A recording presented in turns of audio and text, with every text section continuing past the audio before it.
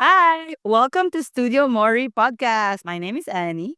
I'm Daphne. And we are here for another episode of a great conversation with one of our intelligent and beautiful women. Yeah. So yung guest natin for today, grabe, very honored kami for her to accommodate this episode kasi sobrang busy niya. Actually, life idol namin siya. Yes, she's the goal. She's the goal. Yes. She worked really, really hard when she was young and now she's enjoying all the benefits of She's this. reaping it. Yep. And, that's why I say the goal because, you know what? This is what every woman's dream, to live a lavish life at this age, still looking beautiful. Enjoying every moment of her life. Yes. Talaga. So we will learn how to enjoy with our very beautiful, vibrant guests. Please welcome Miss Arlie. Hello. Wow.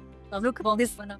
Yes. Glamorous state. On a daily basis. Ganun talaga yung si Miss Ari. Wow! Napaka-social every single day. So we met, I met at Erlim sa Zumba. And I saw how she really moved. Batang bata. Batang bata, hindi mo maiisip. Nakikita talaga. Hindi na uubusan ng energy. Pa naman ang kilala ko si Adele. Yoga. So she can do all the hard poses while all of us nahihirapan sa likod. Siya. That's it. Pero mamimiss mo siya. Kasi siya yung maingay na, pero ngayon, very demure siya. Chef, talaga.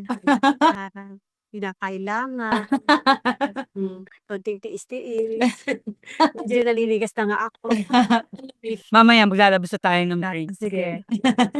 Okay, so let's start with, of course, we know or two, but our audience would love to know who Arlene is as a person, as a business owner, and Early retire. paano ano tatawag sa'yo because you have everything. Yeah, the legend. Tell us about your story at Arlene. My story? Yes. Well, the first time I came to Japan when I was 20. It's 1986. Pwede magbisaya. Yeah. 1987. 1987. Then I came to Japan as a OFW. And I worked there for almost 3 years. I met my husband when nung second time ko sa Japan. Doon, nakilala ko siya. And then, sabi ko sa kanya, nag-propose siya sa akin na in love siya sa akin that time. Nag-propose siya kagad. Sabi ko, no, hindi pa pwede. Kailangan ko pantulungan yung mga kapatid ko, yung mga siblings ko. Sabi ko, baka kapag-intay ka, go. Sabi ko. Hindi, nag-intay siya. Siguro mga 3 years sila, ha? And pabalik-balik at Japan, ganun-ganun. Tapos, nung time na pwede nang magpakasal, yun, pakasal na kami. And our marriage was stronger before, dati, 20 years kaming nagsama, more than. My husband, yung trabaho ng husband ko is, he had a shop, a jewelry shop, optical, and meron siyang yung watches. So, then, that time, yung place na yun parang dead spot, walang tao. So I decided to ballot the jewelry and then I sell house to house. Really Started Tapos yung hustle mo, Wow! from the house to house talent. Doon nag-start yung business ko. I did it for 10 years. Yeah, yung house to house selling jewelry. Iba, di ba? During that time. At that time, sabi ko parang medyo mahina yung parang gusto ko pang i-grow up yung yung business. So I started yung nagano ko ng yung sa magazine. I did, gusto kong mag-grow yung business ko. Palagay ako ng commercial sa magazine para sa mga Filipino readers sa nakatira sa Japan. Nung time na yon, nakilala ako ng mga Filipino community doon. Then nag-start ako na maging dealer, as a dealer. And then ako yung nagbibigay ng mga jewelry sa mga gustong mag-business. Also, wholesaler ka na. Yeah, naging wholesaler ako. Okay. Sa parang sa Philippine community. Jewelry supplier. Yeah, sa buong Sabi lang nila na, malaking negosyo. I still siguro parang half lang parang bulletin na para I started 100 items hanggang sa naging libro na siya. I did catalog at volume 1 and volume 2. Naitago mo pa ba yung mahal? Ako, we would love to see that. Pagbisita namin sa inyo. Tapos yun, naging hanggang yung 100 items ko, naging 3,000 items. Hanggang sa nakilala na ako. Then, I did at the same time, I have a bar, I have a club, I have a restaurant. Dati ko nag-put up. Yeah. I did parang ganyan. Paano yan? Same How time, at the same time, housewife, while doing business. And we know how difficult it is maging housewife ng Japanese. Yes, you have to cook 3 times a day. Almusal, tanghalian, dinner, yan lahat yan. Pati paligo, yung mga damit aayusin mo. Kasi parang ano sila yung boss, parang tapos kasama ko pa yung biyahe ko. Pangit. Pero sa 20 years na parang napagod ako. Kasi parang hindi ako magka-baby. That's the part of us women eh. We just tend to be giving. Talagang give mo yung service mo, yung love mo, dun mo napapakita eh. Nakakapagod din. First time napagod, puro business, puro negosyo, puro walang, tapos walang mga parang husband ko pa. Hindi siya romantic. Yung So hinahanap mo yun, syempre. hinanap ko yun. Tapos yun nga, parang I feel bored, na bored ako. Ginawa lahat para magka-baby lahat. Hindi natupad. Pinagsasarap. Naman actually, that would lead us to our next topic na sa atin sa bilis ng buhay natin ngayon. Karamihan sa mga women this age talagang nag-hustle na, we work every day, parang nag-iisip tayo. Tayo na mismo nag-iisip ng kung paano tayo uunlad eh. Kaya lang, ang result ay pagod tayo. Yes. Right? Nai-stress. So the next topic or like next interest would be to know kung anong ginagawa mo para mag-rest, So, ayun. para ma-relax ka naman. That time kasi parang sa akin yung work, parang doon lang ako nakapokus. You didn't stop for like Yeah. 30 something years. 25 years. I'm always doing work. And then, wipe. Napagod, parang ganun. So, tao lang, parang medyo na-bored ako. Sabi ko, parang hindi ito ako. Parang ganun. Pero hindi ko ina-advise sa inyo na gawin yun. Siguro ako lang to, parang ganun. Wala namang regret. Ito yung time na nag-divorce kayo. Nag-asawa ko na sabi ko parang napagod ako, magpapahinga muna ako. Sabi ko, uwi ako ng Pilipinas.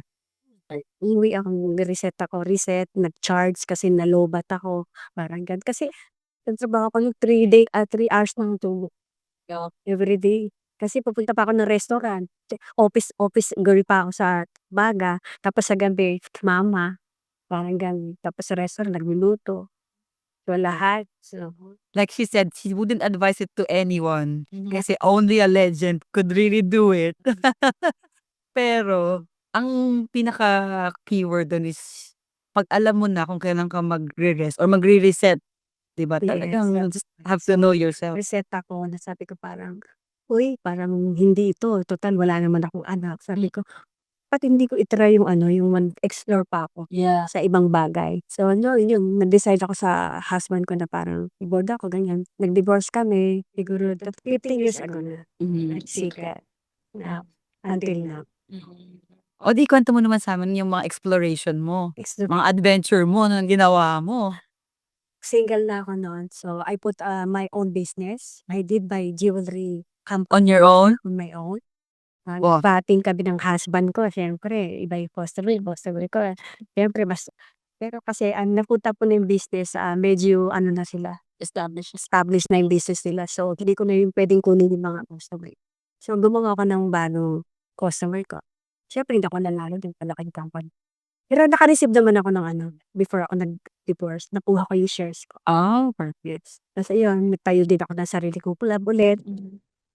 Reset ako, lahat ng club ko, sinara ko. Tapos nung bumalik ako ng Japan, nagpunta puli ako ng business. Tapos I did it for, and I decided, I was divorced nung 40, nung divorce ako. And 40 years old. Okay. Now I'm 58. Wow. So I'm Take single note, for kids. 15 years now. I decided, I put a business and I decided when I reach 50, I will retire.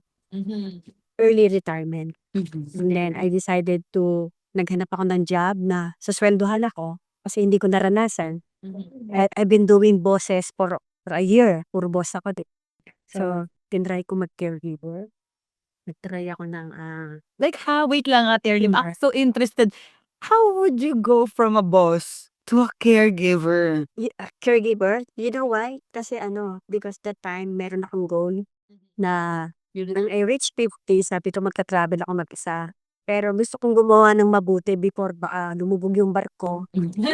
So, this meron pa. Kailangan ng Imbis na Kay God. sa sa mga kapwa ko ng tao. So, nag-caregiver ako, hindi sa salary. Para, Form of service. makaano ako sa tao, yung skinship, yung kung paano mag-care sa tao kasi hindi ko alam, eh. Puro talking lang kasi ako nun, wala akong friends nung that time, eh. Puro trabaho. All business. Yeah, oo.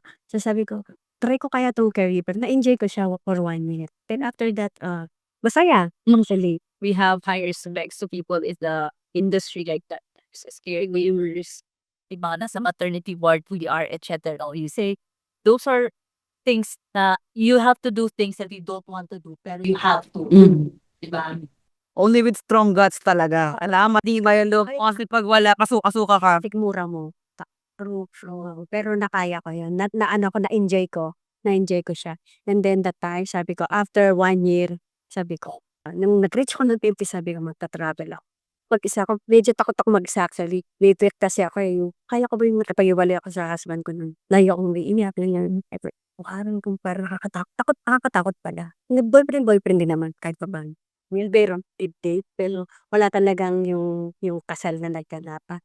Paano ka pala nung nag-move on ka from the separation? Siyempre ang hirap nun, mentally, emotionally. Did someone support you? Meron naman, yung friend ko. And in family? Nung nag-ano na ako sa job ko na as a caregiver, sabi ko, magta-travel ako yun. Na ginawa ko yon, that was 2018, before the pandemic exist.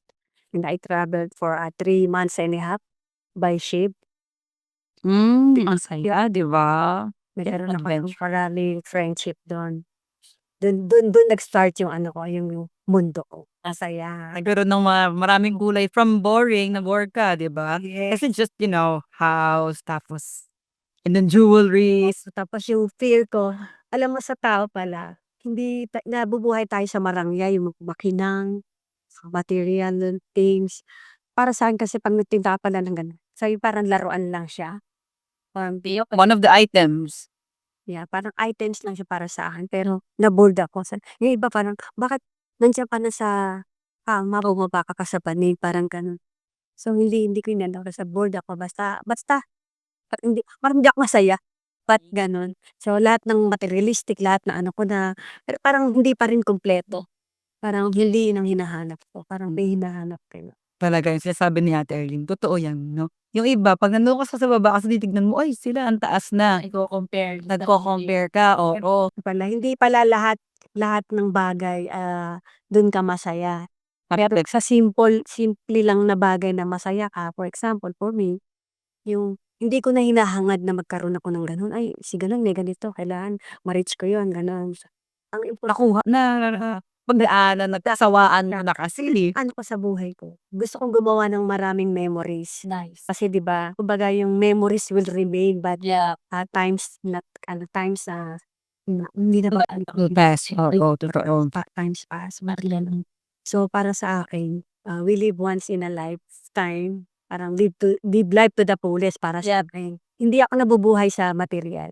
Oo, I'm done na. Parang kailangan kasi yung masaya, lagi nakangiti. Pero sa inyo, bata pa kayo, so you need nyo pang mag-grow. Parang di pa time para yung mag-retire kayo, ha? Pero kailangan siguro, meron kayong parang goal, kung anong time kayo para kasi yung na-experience ko nung nag-travel ako sa ship nun, mostly mga matatanda na yung mga kasama ko, mga hindi na nakakalakad. So, ayokong umabot sa gano'n. Bago ka pa mag-travel. Kasi iba, ang step ganun. I step for 2,000 step na ako, Miss Arlene. Talaga lang, kaya ang liliit ng step ko, kaya 2,000 step. Kasi sa loob lang na yung shift. 1,000 step na takot kayo. Iba-ibang klase ng tao, parang gano'n. So, ang napansin ko, parang yung contentment, tsaka yung acceptance sa akin. Contentment, acceptance, yan yung inano ko sa sarili ko. Yung dalawang bagay na yun. Nabubuhay ako. And then, keep going. Sa lahat ng ginagawa ko, I just keep going. Tuloy lang. Tuloy lang ang buhay, parang gano'n. Wow. Ako nabubuhay. Ang dami naman nating nakuha sa Karate Awit. We need to break down all of this. Ang dami. Ayun yan, aking until now, I'm doing good. Yeah. But You're not- doing but great, not just good at it. Next month, I'm going to El Nido Wow. on March. Yan. Ano lang, lipat-lipat dito, balik konti, Go back to Japan again. back to Go Japan. 2 weeks and then go back again dito. Right now, you still have a current business sa Japan. No, I don't have. I'm a jobless there. Suportado ako ng girlfriend. Yes. Kasi jobless. Sana, oh. Pero hindi ako nag-aano sila. May pension. Hindi pa. When I reach 65, Meron na, iba pa yun. may mga ayuda kasi dun pag Mm. wala kang trabaho. Dito, mabigas lang. Na Doon maganda talaga. hospitalization, nila doon, maganda yung sa mga medical. Top line, yeah. So, lahat naman talaga ng nag-sacrifice mo. Ito na yung lahat ng fruit. Ayan. Yun yung, Ang ganda. ako parang inani ko. Pero sometimes sabi nila malungkot. Kasi nga, syempre, solo ko. Pero hindi ako Mas maganda malungkot ng maraming pera. Hindi ako nalulungkot nga. Hindi, kasi I love homebody kasi ako. Mahilig ako sa room lang. Tapos, kala nyo kikay, pero pag nasa bahay ako, nandun ako sa room. Ito akong maalis. You know, some people would just say that kasi just to say something, di ba? Kahit ano namang case, there will be time na malungkot ka. Kahit na may kasama ka, kahit na buo yung dami yung pamilya, 10, kahit isang-isa ka lang, right? It just happens. It's just, some people would just say words to you na hindi naman makakatulong. So don't listen to that. Advantage ko lang as a single, masasabi ko. Wala akong pinagpapaalam. Dahil You're free, the freedom and peace. walang naghihintay na, anong oras ka uwi? Walang ganon. Nasaan ka? You control everything that Yes, exactly. where you put your money, where to go. Yeah, what to eat, what to dress, parang ganon saan. So, dati parang inaalala ko pa yung mga pamangkin ko that time. Pero parang at the end of the day, parang sabi ko realize ko na kailangan mahalin mo rin yung sarili mo. So, magbigay ka rin ng time sa sarili mo, love yourself. Yun yung number 1. Oo, kasi at the end of the day, It's you. we're alone. Exactly. It's just you. Totoo yan. Kaya unahin ng sarili. Unahin ang sarili. Ayan. Wow. Pang full episode for a month na yun. Paalala mo kaya? Really nice lang who you are as who you really are. See, most of the time our interactions are during yoga, like na conversations, but this one is very deep. And we appreciate you being here. Sharing. Now we're gonna share it to the world. Yes. Ibi-billboard. Wow.